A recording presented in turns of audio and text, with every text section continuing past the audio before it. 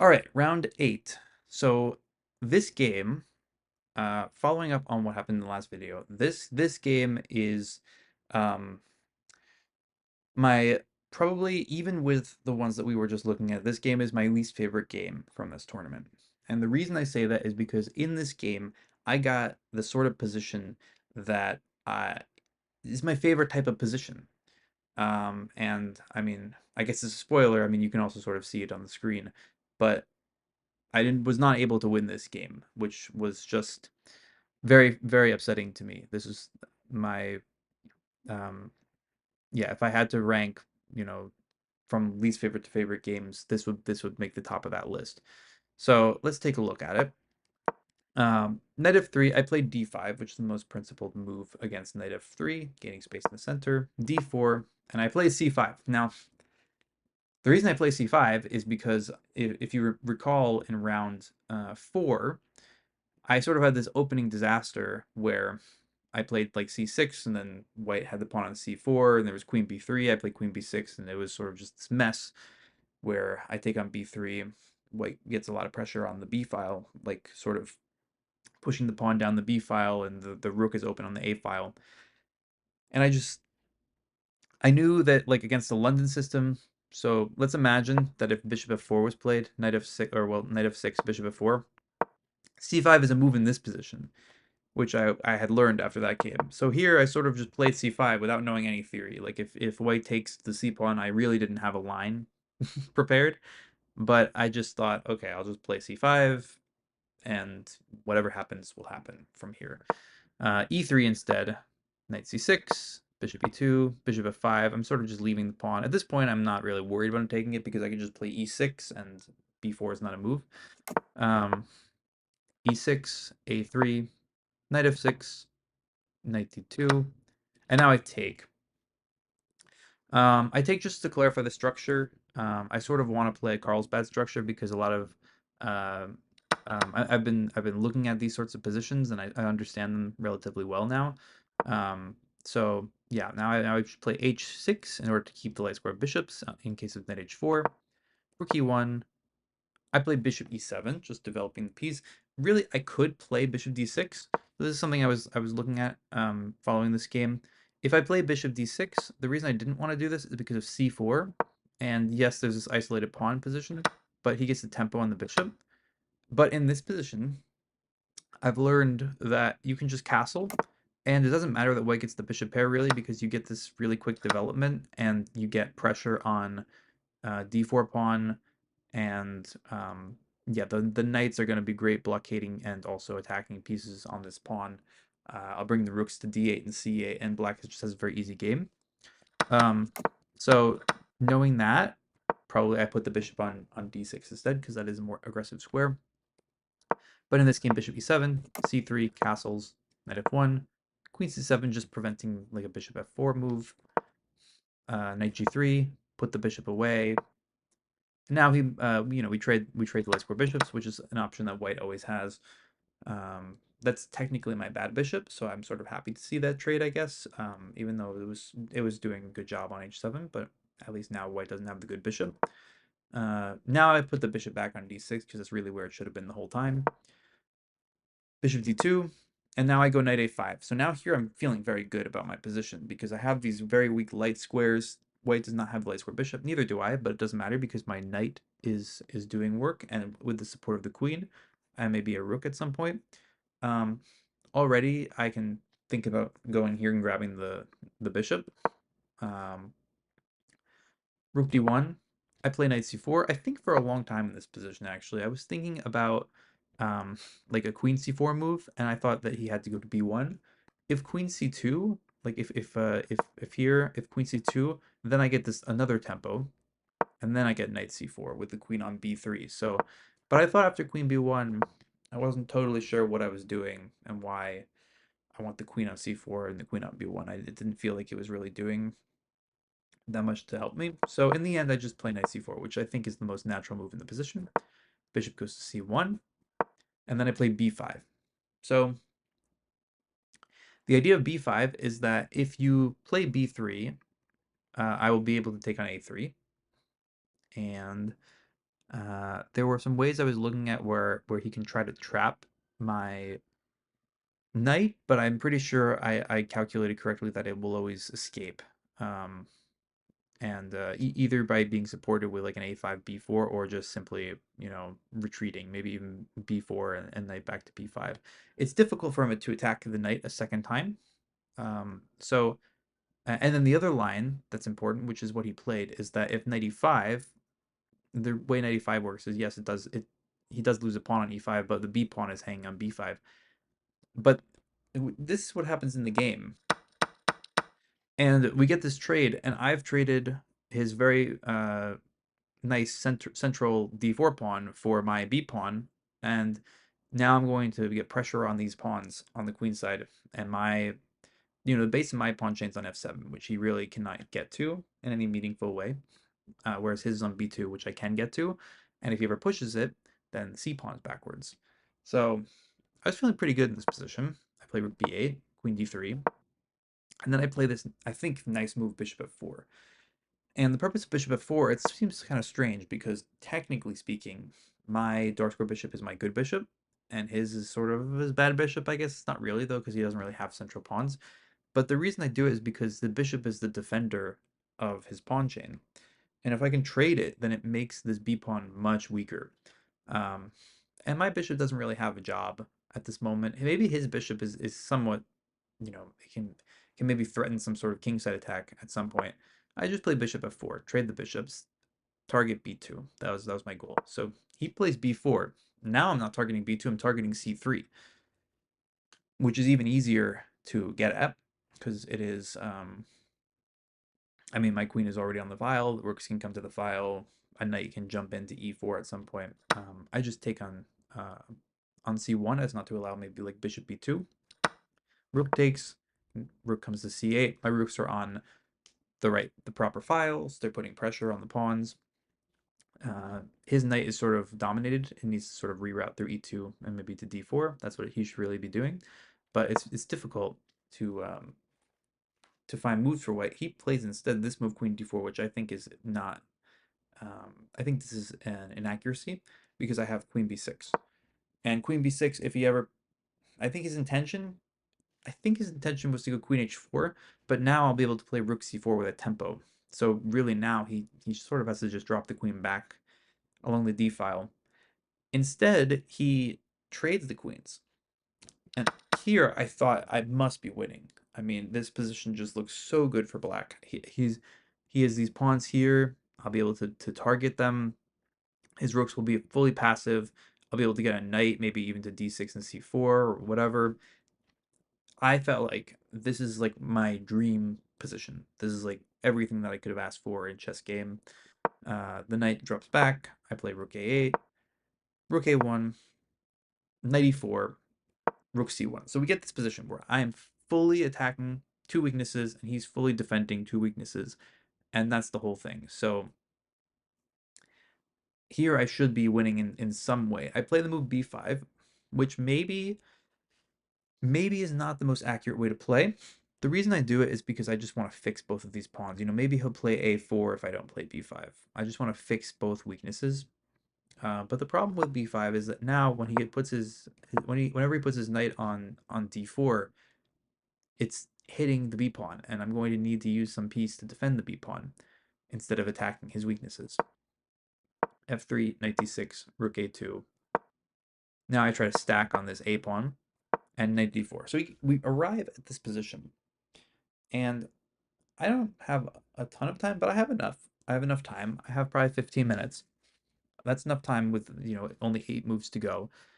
Um, and I just need to come up with some plan for how do I get this position to be very good for me. In the game, I sort of lash out with e5, and he plays a couple of very nice defensive moves, and my center sort of falls apart.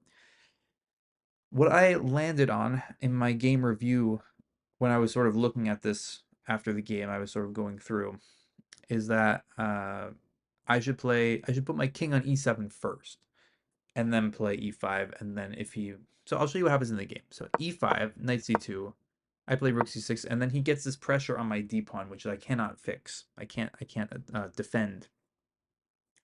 I can't defend this pawn. So I have to play d4. And now, you know, this sort of thing. We can go back to that in a second. But what I want to show is that if my king is on e7 in this position, let's say just like king, king, king, king, maybe not there, maybe here, so it doesn't get hit with a check. Now I can play this move. And now if he does the same sort of thing, I'll be able to play king e6. This position should be um, borderline winning for black. I'm hitting c3. What's he gonna do to defend it? I guess with the king now, he did get his king. There is the reason I didn't want to bring my king over was because I thought he would bring his king over, and then maybe I wouldn't be in time to do what I wanted to do. I thought maybe I would have to do something immediately, but really, his king is going to be fully defensive. My king is much more active in the center, defending my pawns. The knight is going to um, eventually it's going to get hit either by d4 or maybe even f5, f4. But I can just sit on this position. I don't really have to worry about anything. Um, Already, I could even think about throwing in a check, but I don't think the check is even necessary because my knight is better than his knight. I think probably f5. Well, then there's a4. So maybe actually rook c6 I wouldn't need to play in this position. Maybe I could just start with knight c4. I just start with knight c4. And if he ever does this sort of thing, um, no. I'll start with king e6. I wasn't totally sure, but because I didn't fully look at this, but I think if I start with king e6, the knight goes to c4, and then it will just be, all of his pieces will be protecting this thing, all mine will be attacking it, and I'll be able to do some sort of breakthrough at some point, either on the king side or elsewhere. But this position should be very, very good for black, is what I felt. In the game, I lash out with e5, and now after the next couple moves, my d pawn's attacked, and the position sort of falls apart. Takes knight d5, and yeah, he's threatening like a lot of forks. I mean, if I play rook c4, there's a fork on b6. Right now, he's threatening fork on e7. My real only options are like king f8 or rook e8. I go with rook e8, and I opt for a draw because I felt like my position was sort of falling apart. He's gonna play a4. And I probably have to take this thing. And now, why would I be better? I mean, maybe if I'm better, it's because of this. I can get my rooks up. Maybe my d pawn is one square more advanced than his b pawn. But yeah, I'm probably still maybe a little bit better. But it was again, this is what I'm talking about with like the tournament. I was sort of just done with this tournament, even though there's still chances here, and I'm missing stuff. My position now is probably not nearly as good as it was earlier, but in a normal game, I would play this because I like these sorts of end games.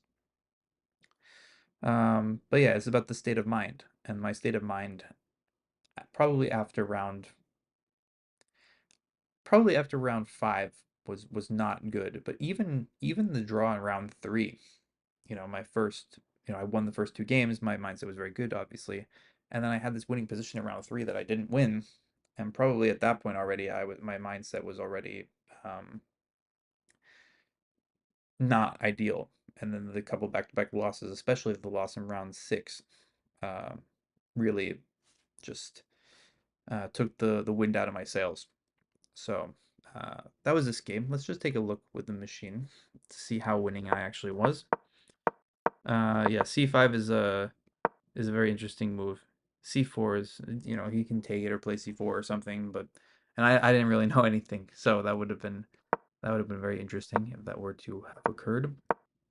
But he didn't play the most ambitious way. I get a very comfortable position with black. Um, takes h6. Yeah, all this stuff is normal. Bishop should probably go to d6, as we learned. But bishop e7 is not a bad move by any means. c3, castles, knight f1. Queen c7, bishop drops back. Yeah, now we trade the last 4 bishops, that's fine. The bishop now clearly belongs on d6, so that was good. Bishop d2 is passive, but I guess, he's just connecting his rooks. And now I get my knight on a5, touching some critical light squares. Now here, okay, yeah, knight c4 is good. Even b5 immediately. And if takes, rook b8, and I take on b2, yeah, that's really good. Yeah, b5 immediately. I wanted to play b5, that's why I put the knight. I put the knight on c4 to play b5, which is the second line, it looks like. Yeah, here, bishop c1, now b5. So this is still a fine way to play. And 95 is it's hard to say what white should do here. The machine is showing that he should go to e2 with the queen. That is not the most obvious thing to do. I don't fully understand it. Like, why is the queen going to e2?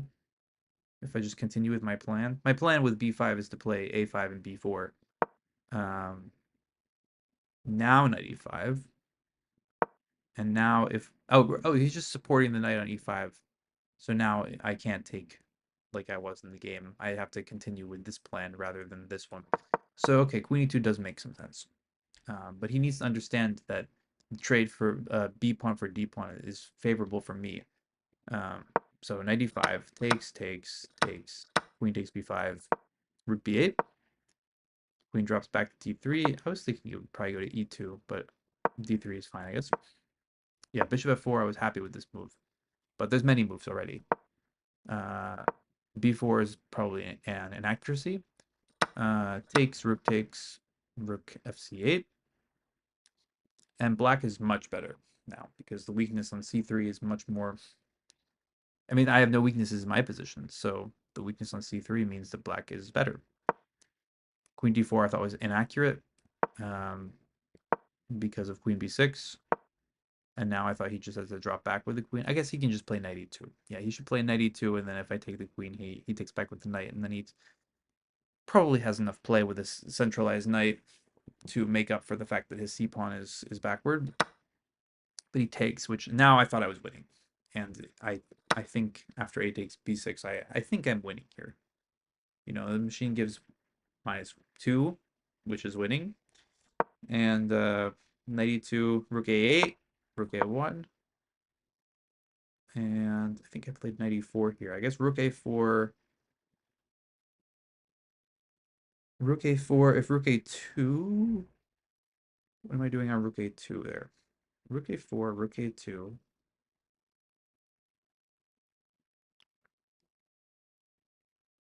Maybe then. What am I doing here? Then knight e4. Okay, rook c1.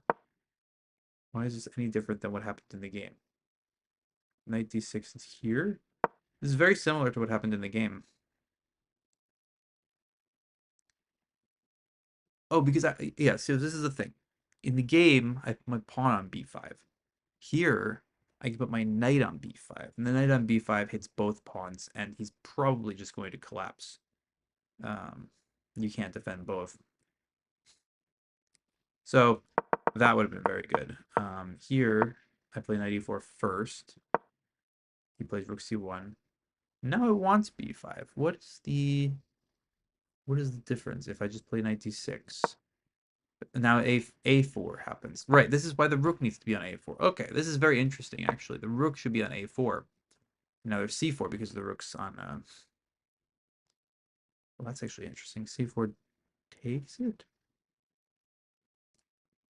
What's going on here? c4, I take it. f3.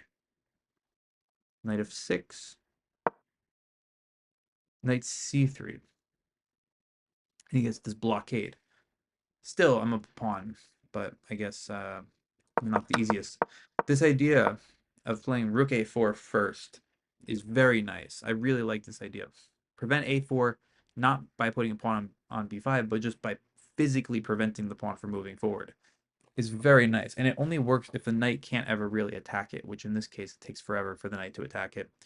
It would have to attack it from the b2 square, and it can never get to the b2 square. Has to go through what, d1 or d3. he has to go like knight c1, knight d3, knight b2, and by the time that happens, he'll have lost a pawn at least. The c3 pawn or the a3 pawn, one of them will be lost. My knight will be on b5. So rook a4 is a really nice move. Uh, I like that a lot. So that's good to see. Um, now I play b5, and once my pawn's on b5, the knight can't go to b5. It does stop a4 and c4, which is why I liked it, and it is a reasonable way to play. The problem is here. I get this position, and I play e5. Yeah, I should just play king f8. I should just bring my king to e7. So, I think we were looking at this, king f2, king e7, king e2, and then I was looking at playing e5 here. After knight c2, what did I end up deciding with? I think I ended up deciding on just starting with king e6. Yeah, knight c4. The reason I didn't want knight c4 was because of knight e3. But maybe I can just what do we do there actually? Knight e3. I can just take it now and play f5 or h5.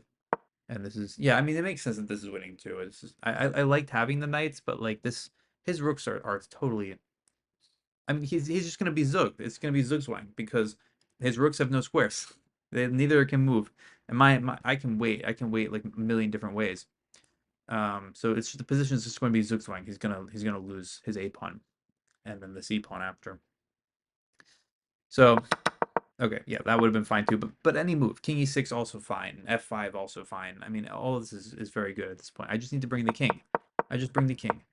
Um, so yeah, it was, and after this, now it's not clear. Rook c6, knight d4 takes, knight d5, threatening a bunch. I play rook e8 and offer a draw. And at this point, yeah, draw. It means position is equal. He's with a4. Which after the game I did like ask what he was going to play. He said, I'm probably going to play a4. He also looked at like rook d1 or rook d2 or one of those things, but a4 makes much more sense. I think he probably would have landed on that. And yeah, I mean he survived a pretty much lost position. It's the sort of position that I really enjoy playing with black. And normally would be able to win. So it just shows the mindset that I was in at this point in the tournament, which is very unfortunate. Um, because again, uh, any win would have made this tournament much better than it was at this point. From this point to the end of the tournament, any win would have sort of salvaged the tournament. So yeah, stay tuned for the last round, and thanks for watching.